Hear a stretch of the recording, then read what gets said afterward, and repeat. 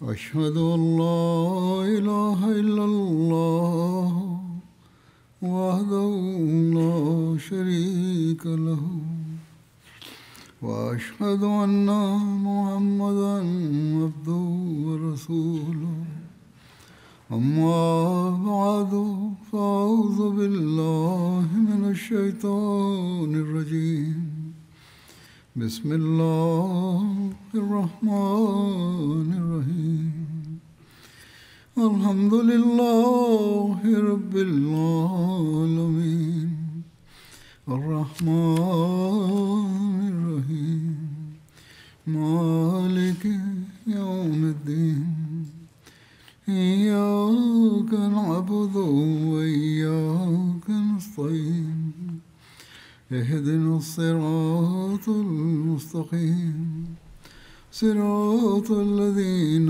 أنعمت عليهم غير المغضوب عليهم ولا الضالين.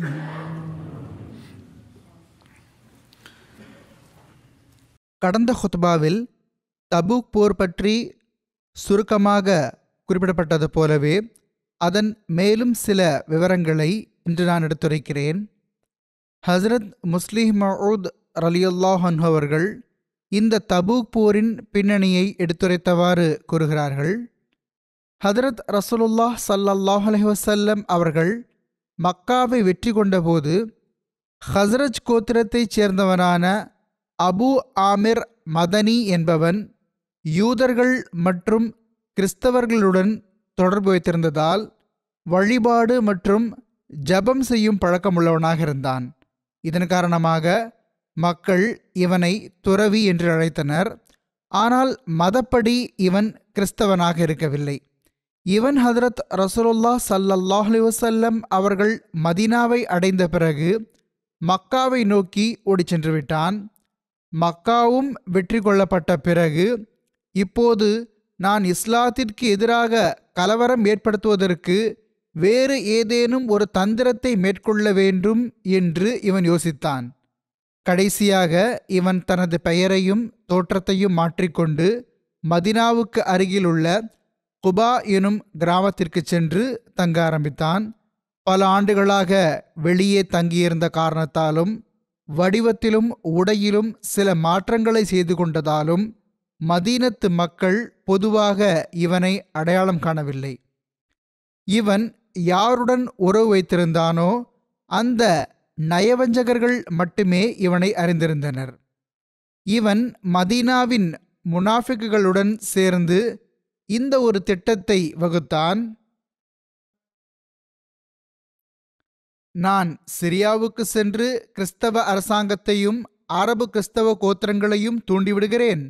மதீனாவின் மீது தாக்குதல் தொடுக்க அவர்களை தூண்டிவிடுகிறேன்.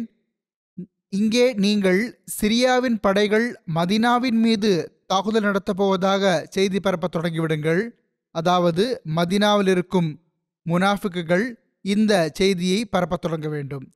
ஒருவேளை எனது திட்டம் வெற்றியடைந்தால் அப்போதும் இந்த இரு படைகளுக்கும் இடையில் மோதல் ஏற்பட்டு இவர்களுக்கிடையே போர் மூளும். ஒருவேளை எனது திட்டம் வெற்றி அடையாவிட்டால் இந்த வதந்திகளின் காரணமாக முஸ்லிம்கள் தாமே சிரியா மீது சென்று தாக்குதல் நடத்துவார்கள். இதன் மூலம் சீசரின் அரசாங்கத்திற்கும் முஸ்லிம்களுக்கும் இடையில் சண்டை மூண்டு நமது வேலை கைகூடிவிடும். இந்த இரண்டு சூழ்நிலைகளிலும் நமக்குத்தான் நன்மை என்று இந்த குழப்பவாதி கூறினான். எனவே இந்த தூண்டுதலை செய்துவிட்டு அவன் சிரியாவை நோக்கி சென்றான். மதீனாவில் இருந்த முனாஃபிகீன் நயவஞ்சகர்கள் தினமும் இந்த செய்தியை பரப்ப ஆரம்பித்தனர். இன்ன வர்த்தக குழுவை நாங்கள் சந்தித்தோம்.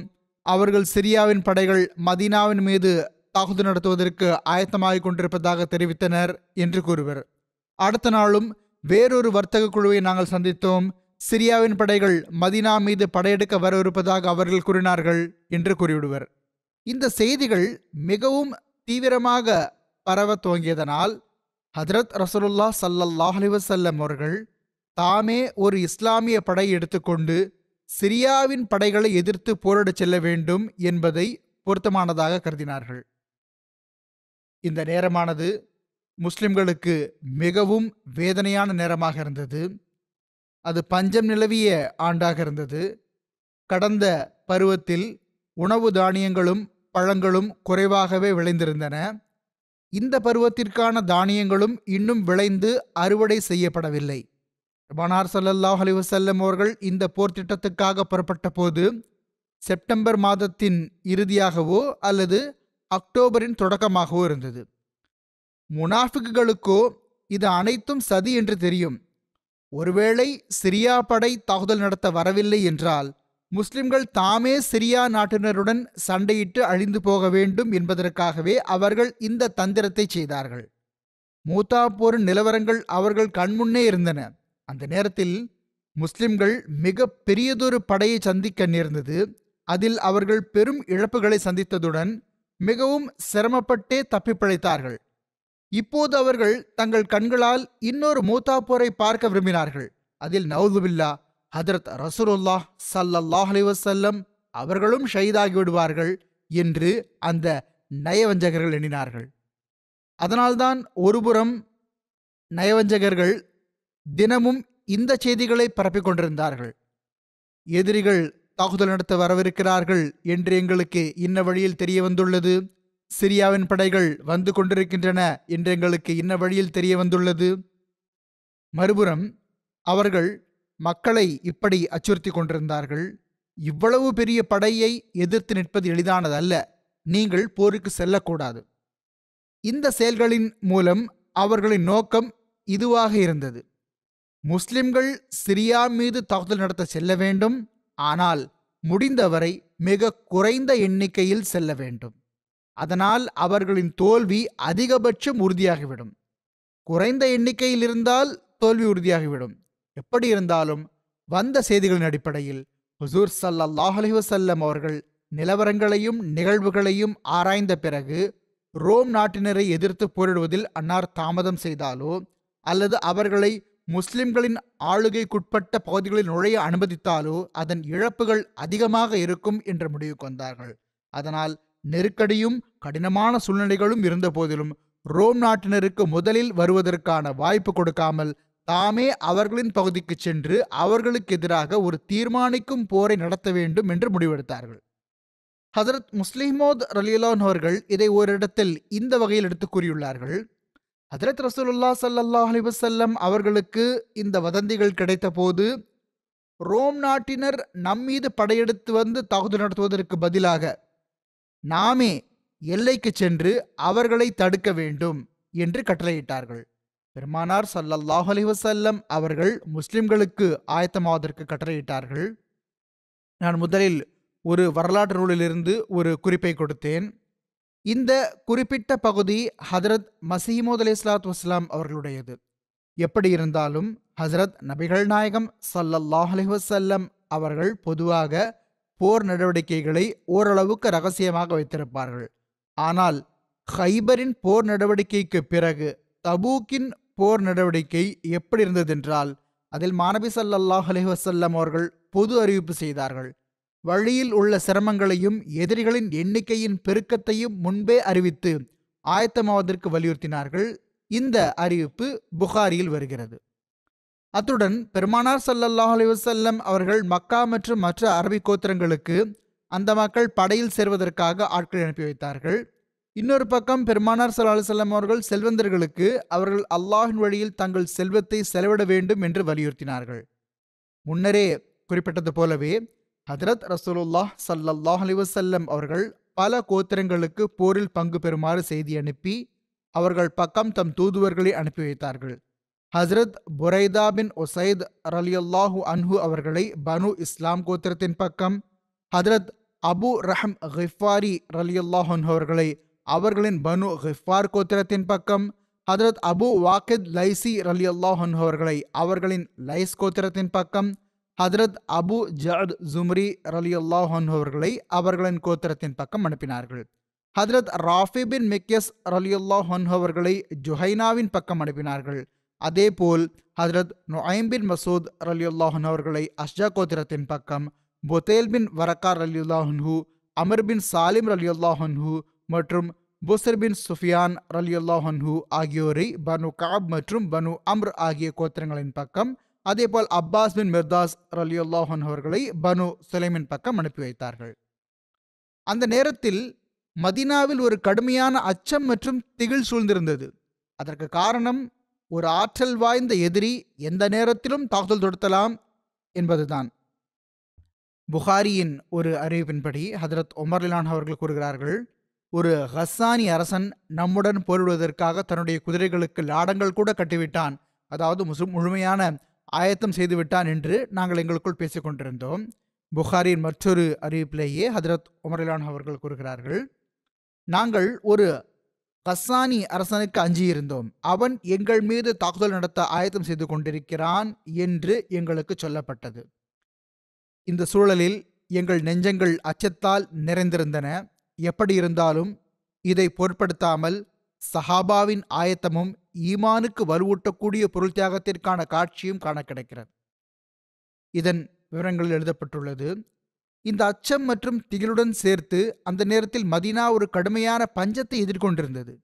பயிர்களும் பழங்களும் அறுவடைக்கு தயாராக இருந்தன. இந்த பஞ்சத்தில் மக்கள் தங்கள் பயிர்களை அறுவடை செய்யும் கவலையிலும் ஆயத்தத்திலும் இருந்தபோதுதான் ஜிஹாதுக்கு புறப்படுவதற்கான அறிவிப்பு வந்துவிட்டது.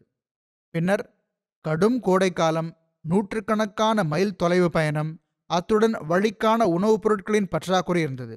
இத்தனை பிரச்சனைகள் இருந்த போதிலும் ஹதரத் ரசூலுல்லாஹ் ஸல்லல்லாஹு அலைஹி வஸல்லம் அவர்களின் தரப்பிலிருந்து ஜிஹாதுக்கு செல்ல அறிவிக்கப்பட்ட போது உண்மை மற்றும் நன்றியுணர்வின் மொத்த உருவமாக இருந்த உயிர்த்தியாகம் செய்ய துணிந்தவர்கள் தயாரான தங்கள் பயிர்களையும் பழுத்திருந்த பழங்களையும் விட்டுவிட்டு பயணத்திற்கு ஆயத்தம் செய்ய தொடங்கினார்கள். இவ்வளவு நீண்ட பயணத்திற்கு தயாராவது அந்த களப்பற்ற ஆனால் ஏழையான நபித்தோழர்களுக்கு ஒன்றும் எளிதான செயலாக இருக்கவில்லை. ஹதரத் ரசூலுல்லாஹ் ஸல்லல்லாஹு அலைஹி வஸல்லம் அவர்களும் இந்த கடினமான தருணங்களை பற்றி நன்கு அறிந்திருந்தார்கள். எனவே மாநபி ஸல்லல்லாஹு அலைஹி வஸல்லம் அவர்கள் பொருள் தியாகத்திற்கான பொதுவான அறிவிப்பை செய்த வண்ணம் செல்வந்தர்கள் அல்லாஹ்வின் வழியில் செலவிட வேண்டும் என்றும் பயண விலங்குகளை ஏற்பாடு செய்ய வேண்டும் என்றும் திட்டம் அறிவித்தவாறு இவ்வாறு கூறினார்கள்: மன் ஜஹஸ ஜைஷல் உஸ்ரத்தி ஃபலஹுல் ஜன்னா, அதாவது ஜைஷே உஸ்ரா எனும் தபூக் போருக்காக எவர் ஒருவர் பொருட்களை வழங்குவாரோ அவருக்கு சுவனம் கிடைக்கும். இந்த தருணத்தில் எல்லாருக்கும் முதலாக செல்வத்தை கொண்டு வந்தவர் ஹதரத் அபூபக்கர் சித்திக் ரலியல்லாஹு அன்ஹு அவர்கள்தான். அவர்கள் தம் வீட்டின் அனைத்து சொத்துக்களையும் கொண்டு வந்தார்கள். அதன் மதிப்பு 4000 திர்ஹம் ஆகும். ஹதரத் ரசூலுல்லாஹ் ஸல்லல்லாஹு அலைஹி வஸல்லம் அவர்கள் ஹதரத் அபூபக்கர் ரலியல்லாஹு அன்ஹு அவர்களிடம், உங்கள் வீட்டு மக்களுக்காகவும் ஏதாவது விட்டு வைத்துள்ளீர்களா இல்லையா என்று கேட்டபோது அவர்கள், வீட்டு மக்களுக்காக அல்லாஹையும் அவனது தூதரையும் விட்டு வைத்திருக்கிறேன் என்று பணிவுடன் கூறினார்கள். ஒரு அறிவிப்பில் ஹதரத் உமர் ரலியல்லாஹு அன்ஹு அவர்கள் தமது நிகழ்வை விவரிக்கிறார்கள். ஹதரத் ரசூலுல்லாஹ் ஸல்லல்லாஹு அலைஹி வஸல்லம் அவர்கள் சதகா செய்யுமாறு எங்களுக்கு உத்தரவிட்டார்கள். அந்த நேரத்தில் என்னிடம் செல்வம் இருந்தது. நான் எப்போதாவது இவர்களை முந்த முடியுமானால் இன்று நான் அபூபக்கரை முந்திவிடுவேன் என்று மனதில் கூறினேன். ஹதரத் உமர் ரலியல்லாஹு அன்ஹு அவர்கள் கூறுகிறார்கள், நான் எனது பாதி செல்வத்தை கொண்டு வந்தேன். அதற்கு ஹதரத் ரசூலுல்லாஹ் ஸல்லல்லாஹு அலைஹி வஸல்லம் அவர்கள், உங்கள் வீட்டு மக்களுக்காக என்ன விட்டு வந்துள்ளீர்கள் என்று கேட்டார்கள். அதற்கு நான் எவ்வளவு கொண்டு வந்திருக்கிறேனோ அவ்வளவே வீட்டு மக்களுக்காக விட்டு வந்திருக்கிறேன் என்று பணிவுடன் கூறினேன். ஹதரத் அபூபக்கர் ரலியல்லாஹு அன்ஹு அவர்கள் தம்மிடம் இருந்த அனைத்தையும் கொண்டு வந்தார்கள். எனவே பெருமானார் ஸல்லல்லாஹு அலைஹி வஸல்லம் அவர்கள், அபூபக்கரே, நீங்கள் உங்கள் வீட்டு மக்களுக்காக என்ன விட்டு வந்துள்ளீர்கள் என்று கேட்டார்கள். ஹதரத் உமர் ரலியல்லாஹு அன்ஹு அவர்களின் முன்னிலையிலே கேட்டதாக ஹதரத் உமர் ரலியல்லாஹு அன்ஹு அவர்கள் கூறுகிறார்கள். அதற்கு அபூபக்கர் ரலியல்லாஹு அன்ஹு அவர்கள், நான் அவர்களுக்காக அல்லாஹையும் அவனது தூதர் ஸல்லல்லாஹு அலைஹி வஸல்லம் அவர்களையும் விட்டு வந்துள்ளேன் என்று பணிவுடன் கூறினார்கள். ஹதரத் உமர் ரலியல்லாஹு அன்ஹு அவர்கள் கூறுகிறார்கள், அல்லாஹ்வின் மீது ஆணையாக எந்த ஒரு விஷயத்திலும் நான் அவர்களை ஒருபோதும் முந்த முடியாது என்று நான் கூறினேன். இந்த நிகழ்வை ஹதரத் முஸ்லிம் மௌத் ரலியல்லாஹு அன்ஹு அவர்களும் தம் சொற்களில் இவ்வாறு விவரித்துள்ளார்கள். ஒரு ஜிஹாதின் சந்தர்ப்பம் குறித்து ஹதரத் உமர் ரலியல்லாஹு அன்ஹு அவர்கள் விவரிக்கிறார்கள். எனக்கு தோன்றியது, ஹதரத் அபூபக்கர் ரலியல்லாஹு அன்ஹு அவர்கள் எப்போதும் என்னை முந்திவிடுகிறார்கள், இன்று நான் அவர்களை முந்துவேன். இதை நினைத்து நான் வீட்டிற்கு சென்று எனது சொத்திலிருந்து பாதி பொருளை எடுத்து ஹதரத் ரசூலுல்லாஹ் ஸல்லல்லாஹு அலைஹி வஸல்லம் அவர்களின் சமூகத்தில் சமர்ப்பிப்பதற்கு எடுத்து வந்தேன்.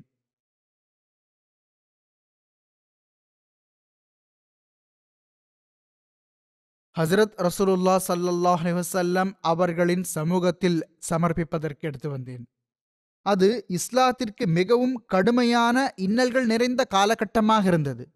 ஆனால் ஹஜ்ரத் அபூபக்கர் ரலியல்லாஹு அவர்கள் தம்முடைய அனைத்து சொத்துக்களையும் எடுத்து வந்து ஹஜ்ரத் ரசூலுல்லா ஸல்லல்லாஹு அலைஹி வஸல்லம் அவர்களின் சமூகத்தில் சமர்ப்பித்து விட்டார்கள். ஹஜ்ரத் ரசூலுல்லா ஸல்லல்லாஹு அலைஹி வஸல்லம் அவர்கள், அபூபக்கரே, வீட்டில் என்ன விட்டு வந்துள்ளீர்கள் என்று கேட்டார்கள். அதற்கு அவர்கள், அல்லாஹையும் அவனது தூதர் ஸல்லல்லாஹு அலைஹி வஸல்லம் அவர்களையும் என்று பணிவுடன் கூறினார்கள். ஹஜ்ரத் உமர் ரலியல்லாஹு அவர்கள் கூறுகிறார்கள், இதை கேட்டதும் நான் மிகவும் வெட்கமடைந்தேன். இன்று நான் எனது முழு வலுவையும் பயன்படுத்தி அபூபக்கரை முந்த விரும்பினேன். ஆனால் இன்றும் அபூபக்கர் என்னை முந்திவிட்டார்கள் என்று புரிந்தேன். ஹதரத் உஸ்மான் ரலியல்லாஹு அவர்களின் பொருள் தியாகம் குறித்து ஒரு அறிவிப்பில் உள்ளது. ஹதரத் அப்துல் ரஹ்மான் பின் ஹப்பாப் ரலியல்லாஹு அன்ஹு அவர்கள் அறிவிக்கிறார்கள், நான் ஹதரத் நபிகள் நாயகம் ஸல்லல்லாஹு அலைஹி வஸல்லம் அவர்களின் அருகில் இருந்தேன். அப்போது அன்னார் உஸ்ரா எனும் படை குறித்து தியாகத்துக்கான திட்டம் அறிவித்துக் கொண்டிருந்தார்கள். அப்போது ஹதரத் உஸ்மான் பின் அஃபான் ரலியல்லாஹு அன்ஹு அவர்கள் எழுந்து நின்று, யா ரசூல் அல்லாஹ் ஸல்லல்லாஹு அலைஹி வஸல்லம், 100 ஒட்டகங்கள் அவற்றின் சேனம் மற்றும் பல்லக்குடன் அல்லாஹின் வழியில் வழங்குவதற்கு நான் பொறுப்பேற்றுக் கொள்கிறேன் என்று பணிவுடன் கூறினார்கள். பிறகு பெருமானார் ஸல்லல்லாஹு அலைஹி வஸல்லம் அவர்கள் மீண்டும் படை குறித்து தியாகத்துக்காக அறிவித்தார்கள். ஹதரத் உஸ்மான் பின் அஃபான் ரலியல்லாஹு அன்ஹு அவர்கள் மீண்டும் எழுந்து நின்று, யா ரசூல் அல்லாஹ் ஸல்லல்லாஹு அலைஹி வஸல்லம், 200 ஒட்டகங்கள் அவற்றின் சேனம் மற்றும் பல்லக்குடன் அல்லாஹின் வழியில் வழங்குவது எனது பொறுப்பு என்று பணிவுடன் கூறினார்கள். பிறகு இந்த கூற்றை கேட்ட பிறகும் பெருமானார் ஸல்லல்லாஹு அலைஹி வஸல்லம் அவர்கள் மீண்டும் படை குறித்து தியாகத்துக்காக அறிவித்தார்கள். அப்போது ஹதரத் உஸ்மான் பின் அஃபான் ரலியல்லாஹு அன்ஹு அவர்கள் எழுந்து நின்று, யா ரசூல் அல்லாஹ் ஸல்லல்லாஹு அலைஹி வஸல்லம், 300 ஒட்டகங்கள் அவற்றின் சேனம் மற்றும் பல்லக்குடன் அல்லாஹின் வழியில் வழங்க நான் பொறுப்பேற்கிறேன் என்று பணிவுடன் கூறினார்கள். நான் ஹதரத் ரசூலுல்லாஹ் ஸல்லல்லாஹு அலைஹி வஸல்லம் அவர்களை பார்த்தேன். அன்னார் சொற்பொழிவு மேடையிலிருந்து இறங்கிக் கொண்டிருந்தார்கள். மேலும் பெருமானார் ஸல்லல்லாஹு அலைஹி வஸல்லம் அவர்கள் இவ்வாறு கூறிக்கொண்டிருந்தார்கள், மா அலா உஸ்மான மா அமில பாத ஹாசிஹி, மா அலா உஸ்மான மா அமில பாத ஹாசிஹி. இதற்கு பிறகு உஸ்மான் என்ன செய்தாலும் அதற்காக அவர் பிடிக்கப்பட மாட்டார். இதற்கு பிறகு உஸ்மான் என்ன செய்தாலும் அதற்காக அவர் பிடிக்கப்பட மாட்டார். மற்றொரு அறிவிப்பில் உள்ளது, ஹதரத் அப்துல் ரஹ்மான் பின் சமுரா ரலியல்லாஹு அன்ஹு அவர்கள் அறிவிக்கிறார்கள், ஹதரத் உஸ்மான் ரலியல்லாஹு அன்ஹு அவர்கள் உஸ்ரா படைக்கான ஆயத்தத்துக்கு உதவிய போது ஹசரத் நபிகள் நாயகம் ஸல்லல்லாஹு அலைஹி வஸல்லம் அவர்களின் மேலான சமூகத்தில் 1000 தீனார்களை சமர்ப்பித்தார்கள். அதை பெருமானார் ஸல்லல்லாஹு அலைஹி வஸல்லம் அவர்களின் மடியில் போட்டுவிட்டார்கள். ஹதரத் அப்துல் ரஹ்மான் ரலியல்லாஹு அன்ஹு அவர்கள் கூறி வந்தார்கள், நான் ஹதரத் நபிகள் நாயகம் ஸல்லல்லாஹு அலைஹி வஸல்லம் அவர்களை பார்த்தேன். அன்னார் அந்த தீனார்களை தம் மடியில் திருப்பி பார்த்து கொண்டிருந்தார்கள். மேலும் இவ்வாறு கூறிக்கொண்டிருந்தார்கள், மா தர்ர உஸ்மான மா அமில பாதல் யௌம். இந்த நாளுக்கு பிறகு உஸ்மான் என்ன செய்தாலும் அவருக்கு எந்த தீங்கும் ஏற்படாது. இதை அன்னார் இருமுறை கூறினார்கள். ஒரு அறிவிப்பின்படி ஹதரத் உஸ்மான் ரலியல்லாஹு அன்ஹு அவர்கள் இந்த சந்தர்ப்பத்தில் 10,000 தீனார்களை வழங்கினார்கள். அப்போது ஹதரத் ரசூலுல்லாஹ் ஸல்லல்லாஹு அலைஹி வஸல்லம் அவர்கள் ஹதரத் உஸ்மான் ரலியல்லாஹு அன்ஹு அவர்களுக்காக இந்த துஆவை கேட்டார்கள், கஃபரல்லாஹு லக யா உஸ்மானு மா அஸ்ரர்த வமா அலன்த வமா ஹுவ காயிமுன் இலா யௌமில் கியாமா மா யுமாலி மா அமில பாதஹா. அதாவது, உஸ்மானே, நீர் மறைவாக செய்ததற்கும் நீர் பகிரங்கமாக செய்ததற்கும் கியாமத் நாள் வரை நிகழவிருப்பதற்கும் அல்லாஹ் உமக்கு மன்னித்தருள்வானாக. இதற்கு பிறகு அவர் என்ன செய்தாலும் அவருக்கு எந்த கவலையும் இருக்க தேவையில்லை. ஒரு அறிவிப்பின்படி அவர்கள் இந்த போரின் ஆயத்தத்துக்காக 1000 ஒட்டகங்களையும் 70 குதிரைகளையும் சமர்ப்பித்தார்கள். ஒரு அறிவிப்பின்படி ஹதரத் ரசூலுல்லாஹ் ஸல்லல்லாஹு அலைஹி வஸல்லம் அவர்கள் இந்த சந்தர்ப்பத்தில் ஹதரத் உஸ்மான் ரலியல்லாஹு அன்ஹு அவர்களுக்காக இந்த துஆவை கேட்டார்கள், அல்லாஹும் மர்ஸ அன் உஸ்மான ஃப இன்னி அன்ஹு ராதின். அதாவது, அல்லாஹ்வே, நீ உஸ்மானிடம் திருப்தி அடைவாயாக, ஏனெனில் நானும் அவரிடம் திருப்தி அடைகிறேன். இப்னு இஸ்ஹாக் ரலியல்லாஹு அன்ஹு அவர்கள் விவரிக்கிறார்கள், ஹதரத் உஸ்மான் ரலியல்லாஹு அன்ஹு அவர்கள் தபூக் போரின் போது வேறு எந்த சஹாபியும் செலவிட முடியாத அளவிற்கு பெரிய தொகையை செலவிட்டார்கள். ஹதரத் உஸ்மான் ரலியல்லாஹு அன்ஹு அவர்களின் ஒரு வணிக குழு சிரியா நாட்டிலிருந்து அதிக லாபத்துடன் திரும்பிய போது அவர்கள் படையின் 1/3 பகுதிக்கான அனைத்து செலவுகளையும் தம் பொறுப்பில் எடுத்துக் கொண்டார்கள். படையின் 1/3 பகுதிக்கான செலவை நான் ஏற்றுக்கொள்கிறேன் என்று அவர்கள் கூறினார்கள். அவர்கள் 10,000த்திற்கும் மேற்பட்ட படைக்கு தேவையான பொருட்களை வழங்கினார்கள். ஒவ்வொரு படை வீரருக்கும் ஒரு காலனி வார் கூட, அதாவது மிகச்சிறிய பொருளும் கூட, தம் பணத்திலிருந்து செலவிடப்பட வேண்டும் என்பதற்கான ஏற்பாட்டை அவர்கள் செய்தார்கள். இதற்கு அவர்களுக்கு 10,000 தீனார்கள் செலவானது. இது ஒட்டகங்களும் குதிரைகளும் போக கூடுதலாக இருந்தது. இது மட்டுமின்றி 1000 ஒட்டகங்கள், 100 குதிரைகள் மற்றும் பிற பொருட்களுடன் சேர்த்து 1000 தீனார்களையும் ஹதரத் ரசூலுல்லாஹ் ஸல்லல்லாஹு அலைஹி வஸல்லம் அவர்களின் மேலான சமூகத்தில் சமர்ப்பித்தார்கள். படையினரின் ஆயத்தத்துக்காக அவர்கள் செலவிட்ட அந்த 10,000 தீனார் அல்லாமல் கூடுதலாக இந்த 1000 தீனார்கள் இருந்தன. இந்த தருணத்தில் ஹதரத் அப்துர் ரஹ்மான் பின் அவுஃப் ரலியல்லாஹு அவர்கள் 100 ஊக்கியா வெள்ளியை சமர்ப்பித்தார்கள். சில அறிவிப்புகளின்படி 200 ஊக்கியா வெள்ளியை சமர்ப்பித்தார்கள். இந்த ஊக்கியா என்பதும் ஒரு எடை அளவாகும். ஒரு 10 தோலாவுக்கு சமமானது. அதாவது 1050 முதல் 2100 தோலா அளவு வரை வெள்ளி, அல்லது இன்றைய காலகட்டத்தில் பார்த்தால் 1.25 கிலோ அல்லது 2.5 கிலோ வெள்ளியாகும். பிறகு பெருமானார் ஸல்லல்லாஹு அலைஹி வஸல்லம் அவர்கள் கூறினார்கள், உஸ்மான் பின் அஃபானும் அப்துர் ரஹ்மான் பின் அவுஃபும் அல்லாஹ்வின் திருப்திக்காக செலவிடுபவர்கள். அவர்கள் நிறைய செல்வத்தை வழங்கியுள்ளார்கள். அவர்கள் பூமியில் அல்லாஹ்வின் கருவூலங்களில் 2 கருவூலங்கள் ஆவர். ஒரு அறிவிப்பில் உள்ளது, ஹதரத் அப்துர் ரஹ்மான் பின் அவுஃப் ரலியல்லாஹு அவர்கள் 400 ஊக்கியா தங்கத்தை சமர்ப்பித்தார்கள். அதாவது 4200 தோலா தங்கம். சிலர் 900 ஒட்டகங்களை சமர்ப்பித்ததாகவும் எடுத்துரைத்துள்ளார்கள். எப்படி இருந்தாலும் அதிகமான தியாகங்கள் பற்றி குறிப்பிடப்பட்டுள்ளது.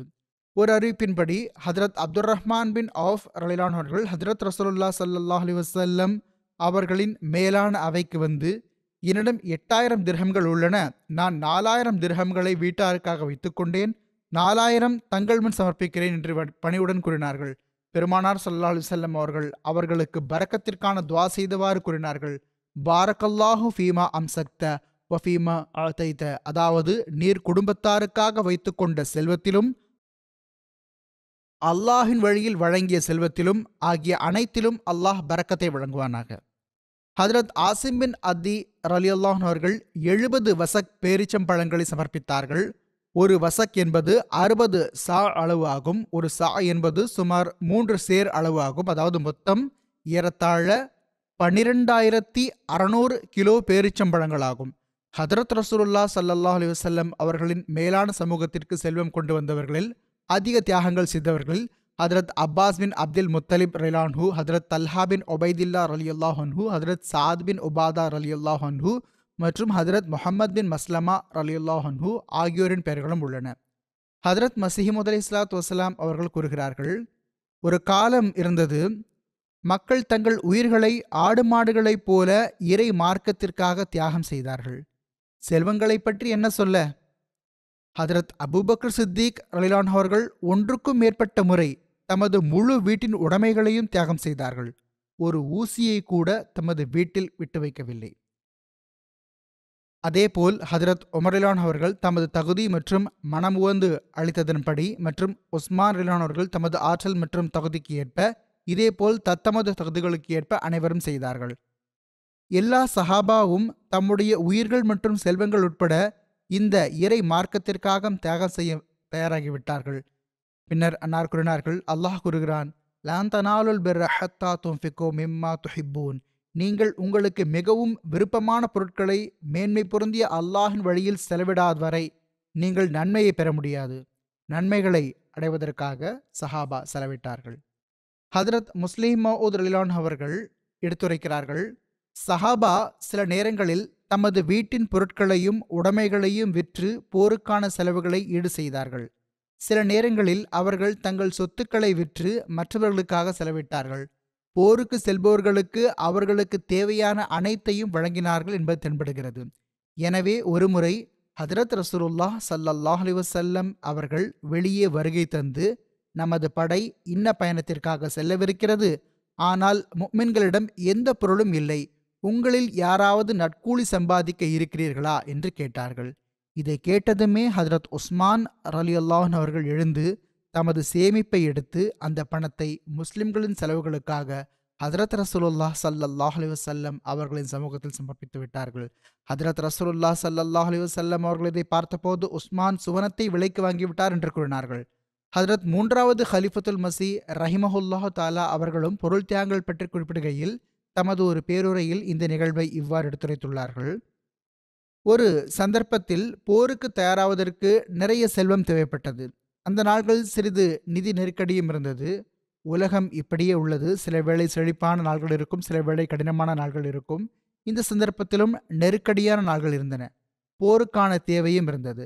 ஹசரத் நபிகள் நாயகம் ஸல்லல்லாஹு அலைஹி வஸல்லம் அவர்கள் சஹாபாவுக்கு முன் உண்மையான தேவையை வைத்து பொருள் தியாகத்தை சமர்ப்பிக்குமாறு அவர்களுக்கு வலியுறுத்தினார்கள்.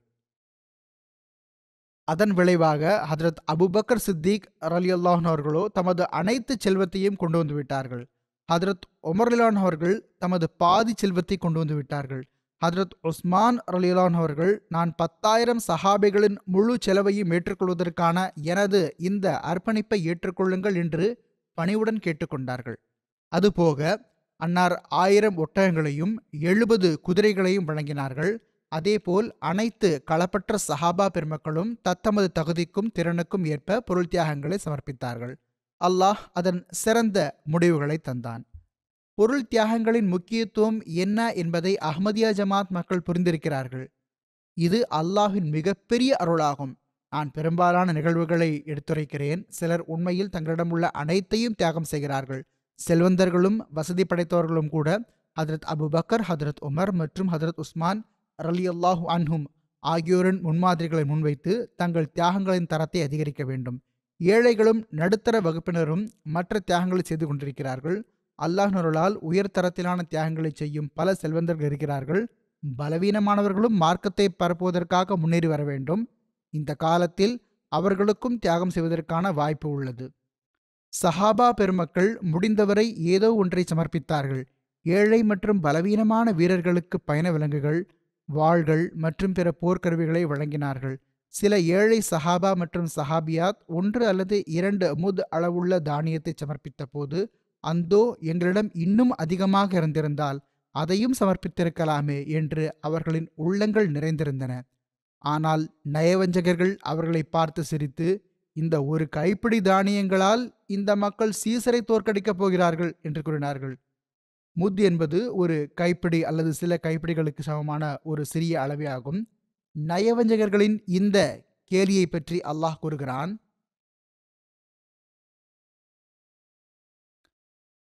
அல்லதீன யல்மிசூனல் முத்தவ்விஈன மினல் முஃமினீன ஃபிஸ் ஸதகாத்தி வல்லதீன லா யஜிதூன இல்லா ஜுஹதஹும் ஃபயஸ்ஹரூன மின்ஹும் ஸஹரல்லாஹு மின்ஹும் வலஹும் அஸாபுன் அலீம். நம்பிக்கை கொண்டவர்களுள் மகிழ்ச்சியுடன் தாராளமாக தர்மம் வழங்குபவர்களைப் பற்றியும், தங்களின் கடின உழைப்பால் பெறுவதைத் தவிர வேறு எதனையும் வழங்க இயலாதவர்கள் பற்றியும் குற்றங்குறை கூறுபவர்கள் நயவஞ்சகர்களாகிய இவர்களே ஆவர். எனவே அவ்வாறு தியாகம் செய்பவர்களை நயவஞ்சகர்களாகிய இவர்கள் ஏளனம் செய்கின்றனர்.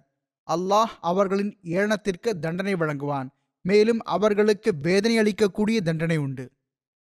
கடினமாக உழைத்து பொருள் தியாகம் செய்தவர்களில் ஹஜ்ரத் அபு அக்கீல் ரலியல்லாஹு அன்ஹு அவர்களும் ஒருவர். அவர்கள் இரவு முழுவதும் கிணற்றிலிருந்து தண்ணீர் இறைத்து 2 சா பேரிச்சம்பழங்களை பெற்றார்கள்.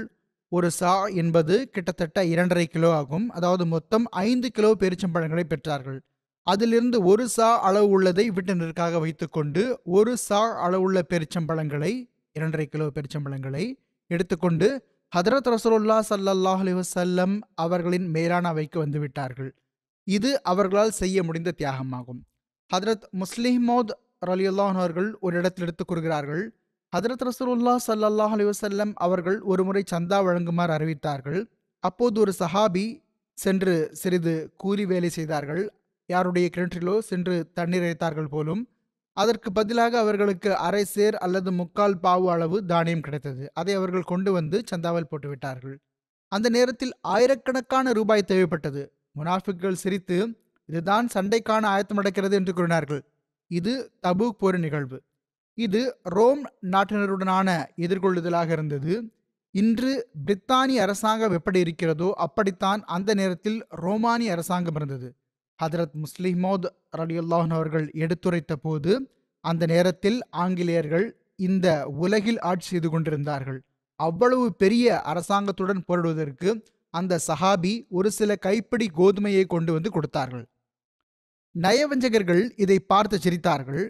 ஆனால் ஹதரத் ரசூலுல்லாஹ் ஸல்லல்லாஹு அலைஹி வஸல்லம் அவர்களுக்கு இது தெரிந்த போது அன்னார், இறைவனின் பார்வையில் இந்த கோதுமையின் மதிப்பு என்னவென்று அவர்களுக்கு என்ன தெரியும் என்று கூறினார்கள். இந்த கோதுமைகள் மூலம்தான் முஸ்லிம்களுக்கு வெற்றி கிடைத்தது. ரோம் நாட்டினர் தோற்கடிக்கப்பட்டார்கள். ரோம் நாட்டினர் மட்டுமல்ல, ரோமானிய அரசாங்கத்திற்கு நிகரான ஈரானியர்களையும் முஸ்லிம்கள் தோற்கடித்தனர். ஒரு சஹாபியின் ஒரு மாறுபட்ட நிகழ்வு பற்றியும் குறிப்பிடப்பட்டுள்ளது. இந்த போரின் ஆயத்தத்துக்காக களப்பற்ற சஹாபா ஏதாவது ஒரு வடிவில் பயணத்துக்கான ஆயத்தத்திலும் இந்த பொருள் தியாக திட்டத்திலும் கலந்து கொள்ள தங்களால் ஆன முயற்சிகளில் ஈடுபட்டிருந்தார்கள் என்று ஏற்கனவே கூறப்பட்டது. செல்வந்த சஹாபிகள் தங்கள் செல்வத்தையும் உடைமைகளையும் சமர்ப்பித்துக் கொண்டிருந்தார்கள். ஏழை மற்றும் உதவியற்ற சஹாபா கடினமாக உழைத்து கூலி வேலை செய்து கிடைத்த சிறிய கூலியையே சமர்ப்பித்துக் கொண்டிருந்தார்கள். இந்த சூழ்நிலைகளில் ஒரு சஹாபி ஹதரத் உர்வா பின் ஜயத் ரலியல்லாஹு அவர்களின் குறிப்பு காணப்படுகிறது. அவர்கள் அல்லாஹ்வின் திருப்தியை பெறுவதற்காக மற்ற அனைவரையும் விட களப்பற்ற மற்றும் தனித்துவம் வாய்ந்த ஒரு குற்றமற்ற பாணியை மேற்கொண்டார்கள். அவர்களும் ஏழையாகவும் களப்பற்றவராகவும் இருந்தார்கள். சமர்ப்பிப்பதற்கு அவர்களிடம் எதுவும் இல்லை. ஜிஹாதில் பங்கு பெறக்கூடிய ஆற்றலும் அவர்களிடம் இருக்கவில்லை. எனவே அவர்கள் ஒரு இரவு தொழுகைக்காக நின்றார்கள். அழுது புலம்பி இவ்வாறு வேண்டினார்கள்: அல்லாஹ்வே, நீ ஜிஹாது செய்ய கட்டளையிட்டுள்ளாய், அதை வலியுறுத்தியுள்ளாய். ஆனால் என்னிடம் எதுவும் இல்லை. உன் தூதர் ஸல்லல்லாஹு அலைஹி வஸல்லம் அவர்களிடம் கூட நான் சென்று போரிட எனக்கு வழங்கக்கூடிய அளவுக்கு போர்க்கருவிகள் இல்லை. உன் நபியோ பொருள் தியாகத்திற்காக ஒரு திட்டத்தை அறிவித்துள்ளார்கள். அதில் என்னால் பங்கு பெறவும் முடியாது. எனினும் எனது உயிர், செல்வம் மற்றும் கண்ணியத்தின் மீது நிகழும் ஒவ்வொரு அநீதியையும்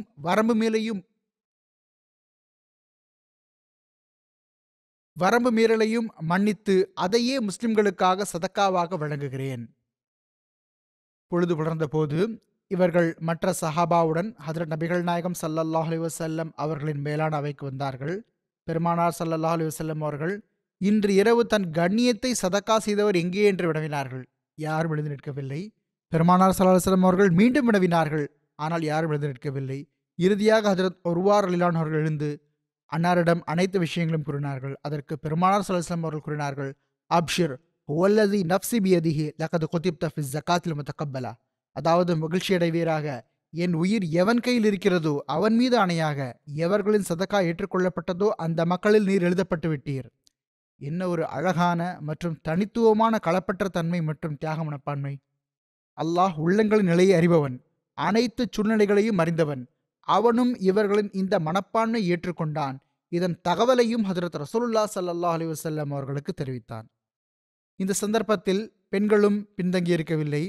அவர்கள் இந்த போரின் ஆயத்தத்துக்காக தங்கள் நகைகளை முன்வைத்து விட்டார்கள். அதை பற்றி ஹதரத் உம்மு சினான் அஸ்லமியா ரலியல்லாஹு அன்ஹா அவர்கள் அறிவிக்கிறார்கள்: நான் ஹதரத் ஆயிஷா ரலியல்லாஹு அன்ஹா அவர்களின் வீட்டில் ஹதரத் ரசூலுல்லாஹ் ஸல்லல்லாஹு அலைஹி வஸல்லம் அவர்களுக்கு முன்பாக ஒரு துணி விரிக்கப்பட்டிருப்பதை கண்டேன். அதில் வாசனை திரவியங்கள், கைப்பட்டைகள், வளையல்கள், காதணிகள், மோதிரங்கள் மற்றும் சிலம்புகள் ஆகியவையும் இருந்தன. இவை அனைத்தையும் பெண்கள் முஸ்லிம்களின் போர் ஆயத்தத்துக்காக வழங்கினார்கள். எப்படி இருந்தாலும் ஒருபுறமோ களப்பற்றவர்களும் நம்பிக்கை கொண்டவர்களும் இப்படிப்பட்ட நிலையில் இருந்தார்கள். மறுபுறம் இந்த சந்தர்ப்பத்தில் முனாஃபிக்குகளும் தங்கள் முழு வலுவையும் பயன்படுத்தினார்கள். ஒரு கோணத்தில் இது முனாஃபிக்குகளின் தரப்பிலிருந்து மேற்கொள்ளப்பட்ட கடைசி தந்திரமும் சதியுமாகும். முனாஃபிக்குகளுக்கு தங்கள் வெற்றியில் முழு நம்பிக்கை இருந்தது. முஸ்லிம்கள் சிரியாவை நோக்கி இந்த நீண்ட பயணத்தை மேற்கொண்டே தீருவார்கள் என்று உறுதியாக அவர்கள் நினைத்திருந்தார்கள். மேலும் நவுதுபில்லா ஹதரத் ரசூலுல்லாஹ் ஸல்லல்லாஹு அலைஹி வஸல்லம் அவர்கள் மதீனாவுக்கு திரும்பி வரமாட்டார்கள் என்ற ஷைத்தானிய நம்பிக்கையிலும் அவர்கள் இருந்தார்கள்.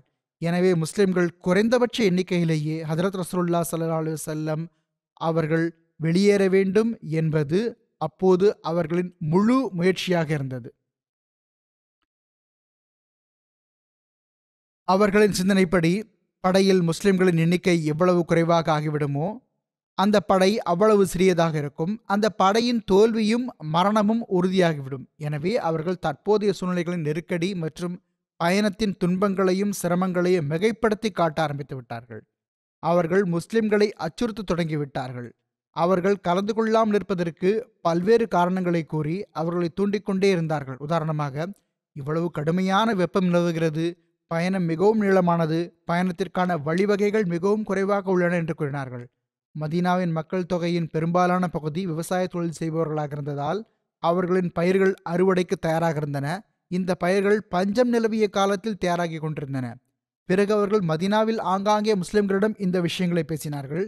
இப்போது நீங்கள் சந்திக்கப் போகும் படை எவ்வளவு கடுமையானதும் போர்க்குணம் கொண்டதுமாக இருக்கிறது என்பது உங்களுக்கு தெரியாதா? அவர்களுடன் போர் செய்வது எளிதான செயல் ஒன்றும் அல்ல. நாங்களோ உங்கள் அனைவரையும் எப்படி பார்க்கிறோம் என்றால், ஒன்று நீங்கள் கொல்லப்படுவீர்கள் அல்லது நீங்கள் அனைவரும் அவர்களுடைய கைதிகளாகி விடுவீர்கள். இவ்வாறு முனாஃபிக்குகள் சொல்லிக்கொண்டே இருந்தார்கள்.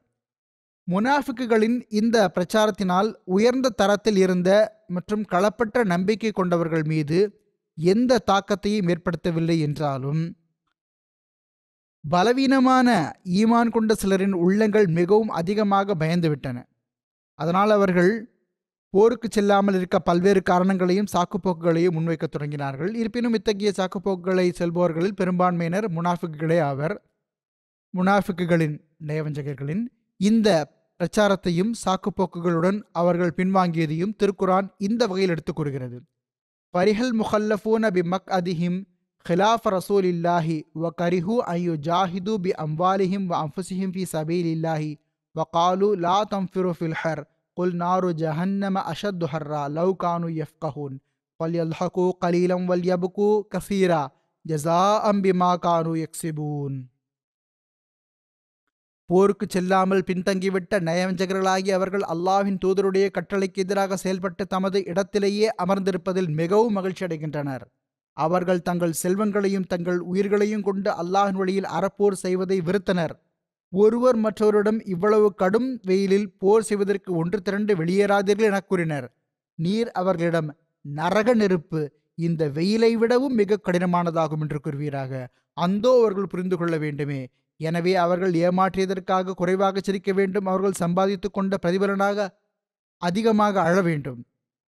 அறிவிப்புகளின்படி இந்த மக்கள் ஹதரத் ரசூலுல்லாஹி ஸல்லல்லாஹு அலைஹி வஸல்லம் அவர்களின் மேலான சமூகத்திற்கு வந்து ஜிஹாதுக்கு செல்லாமல் இருப்பதற்காக ஏதேனும் ஒரு சாக்குப்போக்கை கூறி, நாங்கள் ஜிஹாதுக்கு செல்லாமல் இருக்க அனுமதி வழங்குங்கள் என கேட்பார்கள். ஹதரத் ரசூலுல்லாஹி ஸல்லல்லாஹு அலைஹி வஸல்லம் அவர்கள் அவர்களுக்கு அனுமதி அளித்து விடுவார்கள். 80க்கும் மேற்பட்டவர்கள் இவ்வாறாக பல்வேறு சாக்குப்போக்குகளை கூறி ஜிஹாதுக்கு செல்லாமல் இருக்க அனுமதி பெற்றார்கள். இவர்கள் அப்துல்லாஹ் பின் உபை போன்றவர்களுடன் இருந்த முனாஃபிக்குகளை தவிர மற்றவர்கள் ஆவர். அல்லாஹ் முனாஃபிக்குகளின் இந்த எல்லா சாக்குப்போக்குகளையும் வெளிச்சமிட்டு காட்டி, அவர்கள் பின்வாங்கியது அவர்களின் ஈமானின் பலவீனத்தினாலேயே ஆகும். மேலும் அவர்கள் தங்கள் சாக்குப்போக்குகளில் பொய்யர்கள் ஆவர் என்று திருக்குர்ஆனில் வெளிப்படையாகவே கூறிவிட்டான். திருக்குர்ஆனில் அவர்களை பற்றி வசனங்கள் இறங்கிய போது, எதிர்காலத்திற்காகவும் இமாம் தரப்பிலிருந்து ஏதாவது ஒரு திட்டம் அல்லது குரல் மேலோங்கும் போது எவ்வாறு செவிசாய்க்க வேண்டும் என்று அனைவரும் எச்சரிக்கப்பட்டனர்.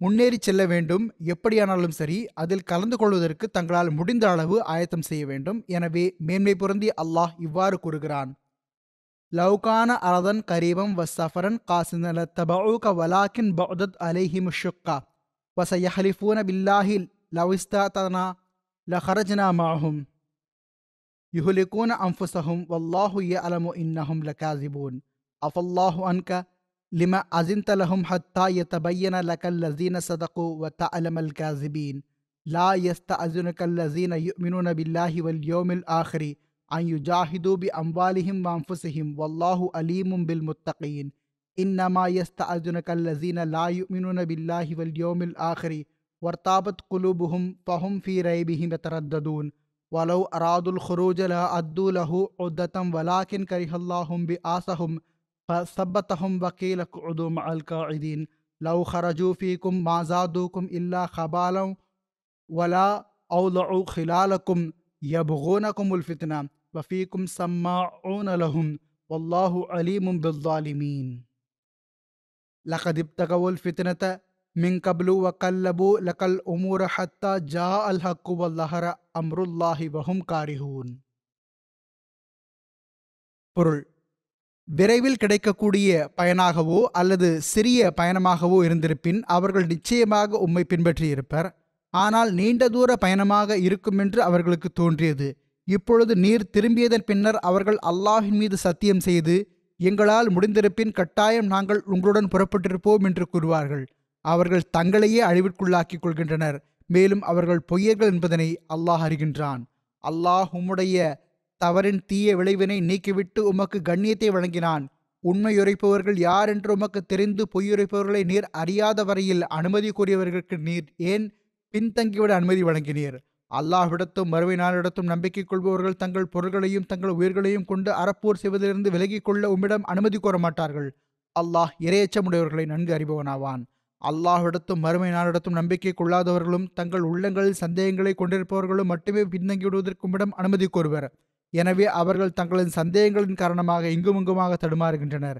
மேலும் அவர்கள் போருக்கு புறப்படுவதற்கு உறுதியான நாட்டம் கொண்டிருப்பார்களாயின் நிச்சயமாக அதற்கான ஏற்பாடுகளை செய்திருப்பார்கள். ஆனால் இந்த உயர்வான நோக்கத்திற்காக அவர்கள் புறப்படுவதனை அல்லாஹ் விரும்பவே இல்லை. எனவே தங்கள் இடத்திலேயே அவர்களை அவன் உட்கார வைத்து விட்டான். உட்கார்ந்து கொண்டே இருப்பவர்களுடன் நீங்களும் உட்கார்ந்து கொண்டே இருங்கள் என்று அவர்களிடம் கூறப்பட்டது. அவர்கள் உங்களுடன் இணைந்து போருக்கு புறப்பட்டிருப்பார்களாயின் தீமையை தவிர உங்களுக்கு சிறிதும் உதவி செய்திருக்க மாட்டார்கள். அவர்கள் உங்களுக்கிடையே குழப்பத்தை உருவாக்குவதற்காக சுற்றித் திரிந்திருப்பார்கள். உங்களுக்குள் குழப்பத்தை உருவாக்க விரும்புகின்றனர். அவர்களுக்கு கூறுவதற்காக செய்திகளை உன்னிப்பாக கேட்பவர்கள் சிலரும் உங்களுள் இருக்கின்றனர். மேலும் அநீதி இழைப்பவர்களை அல்லாஹ் நன்கு அறிகின்றான். அவர்கள் இதற்கு முன்னரும் குழப்பத்தை உருவாக்க நாடியிருந்தனர். அவர்கள் உமக்கு முன்னால் விவரங்களை மாற்றி மாற்றி முன்வைத்தனர். இறுதியில் உண்மை வந்துவிட்டது. அவர்கள் முற்றிலும் வெறுப்போராக இருந்தும் அல்லாஹ்வின் தீர்ப்பு வெளியாயிற்று. எனவே முனாஃபிக்களின் நிலையை அல்லாஹ் இதில் வெளிப்படையாகவே எடுத்து கூறிவிட்டான். மேலும் ஹதரத் ரசூலுல்லாஹ் ஸல்லல்லாஹு அலைஹி வஸல்லம் அவர்களிடம் இவ்வாறு கூறினான்: நீர் அவர்களின் பொய் சாக்குப்போக்கை ஏற்றுக்கொண்டீர்.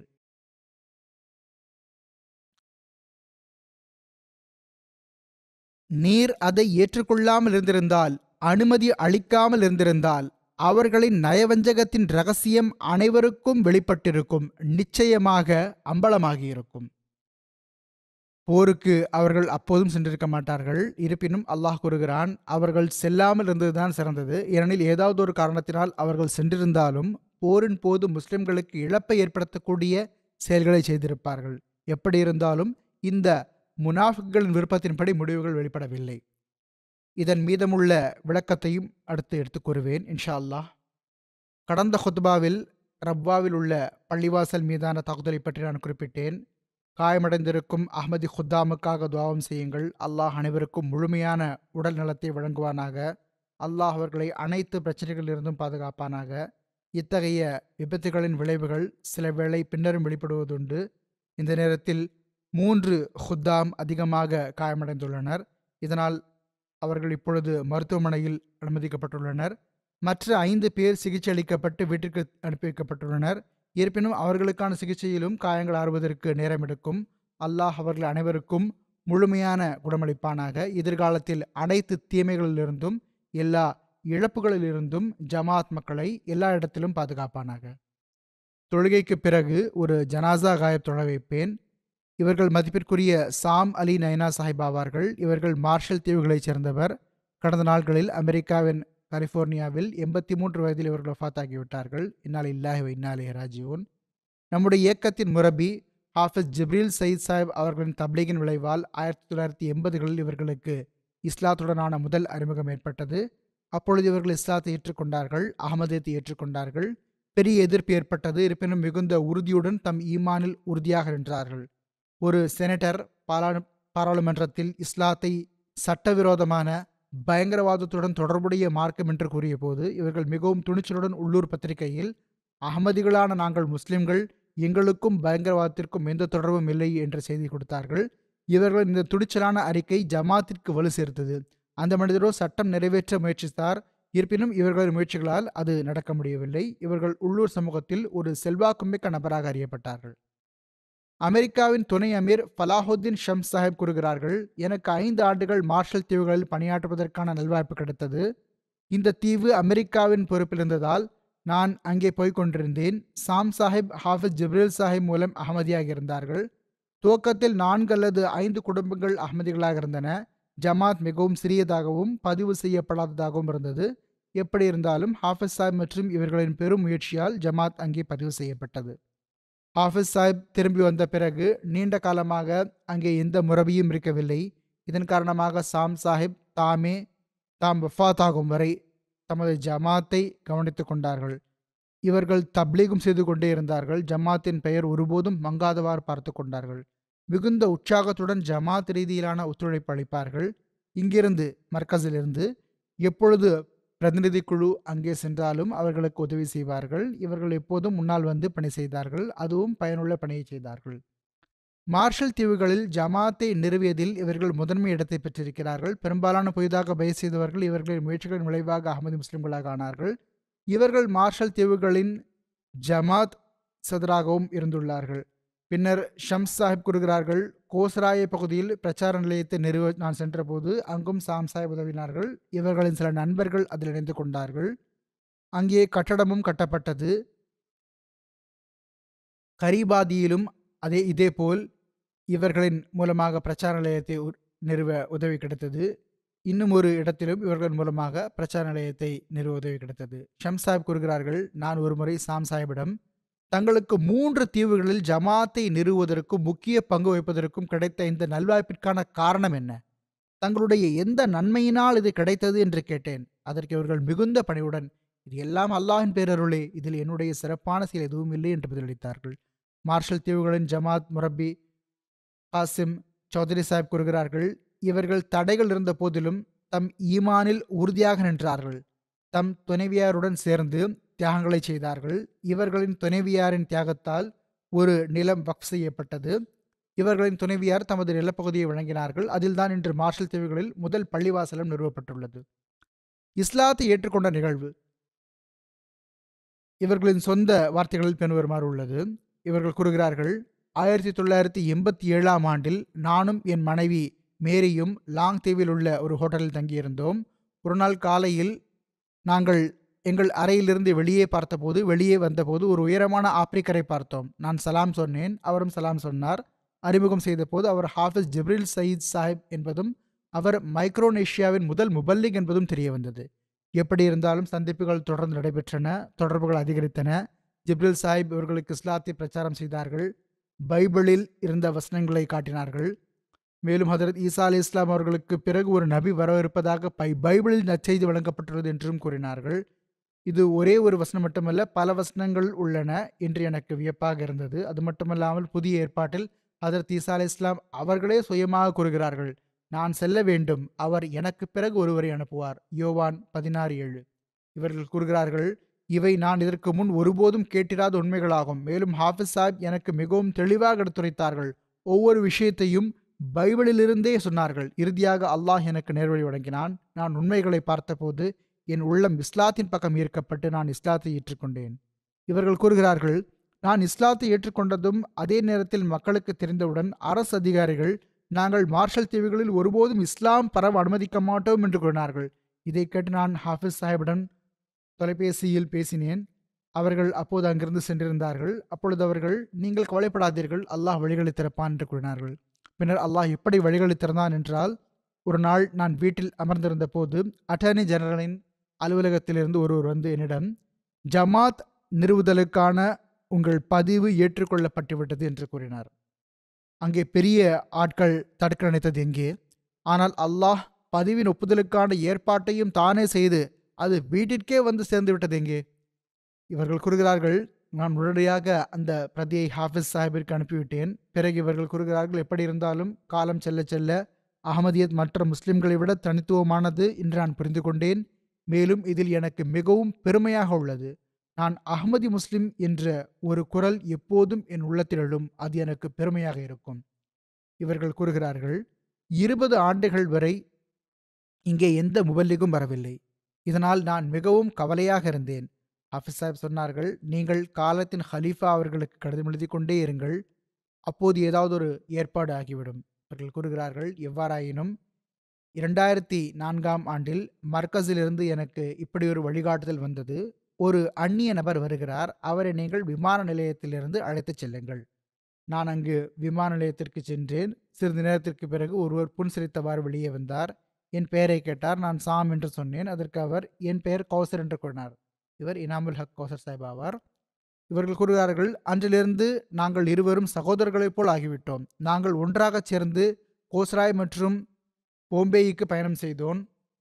அங்கே ஒரு வாரம் தங்கியிருந்தோம். நாங்கள் பிரிந்த போது நாங்கள் ஒருவரை ஒருவர் மிக நீண்ட காலமாக அறிந்திருந்ததை போன்றே எங்கள் உறவுகள் இருந்தன. இது இஸ்லாமிய சகோதரத்துவமாகும். இவர்கள் கூறுகிறார்கள், அல்லாஹ்வினால் முஸ்லிமான பிறகு என் உள்ளத்திற்கு நிம்மதியும் ஆன்மாவிற்கு அமைதியும் கிடைத்தது. தொழுகை என்னை மாற்றிவிட்டது. என் மனைவியும் என்னுள் இந்த மாற்றத்தை உணர்ந்தார். அதன் பிறகு எனக்கு எப்போதெல்லாம் ஏதாவது தேவை ஏற்பட்டாலும் நான் அல்லாஹ்விடம் கேட்பேன். அல்லாஹ் உடனடியாக அதை நிறைவேற்றி விடுவான். இந்த உதவியை நான் பலமுறை என் கண்களால் பார்த்திருக்கிறேன். ஒவ்வொரு துவாவிலும் அல்லாஹுக்கு நன்றி செலுத்தியிருக்கிறேன்.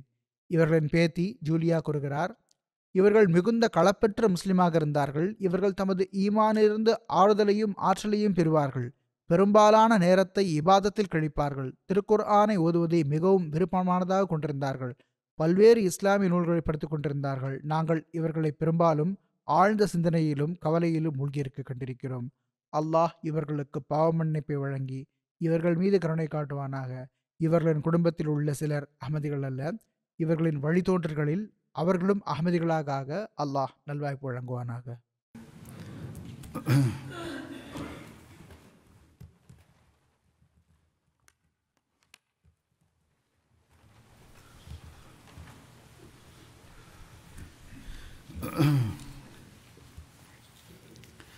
الحمد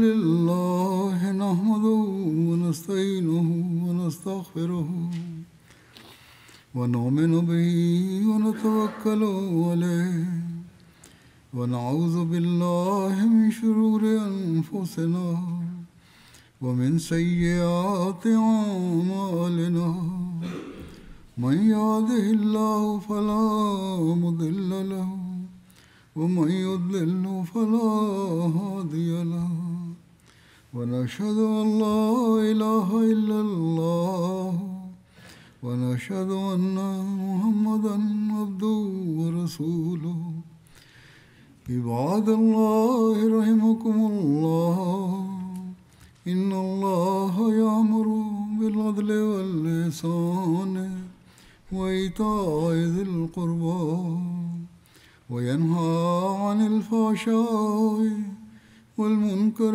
والبغي يعظكم لعلكم تذكرون اذكروا الله يذكركم وادعوه يستجب لكم ولذكر الله أكبر.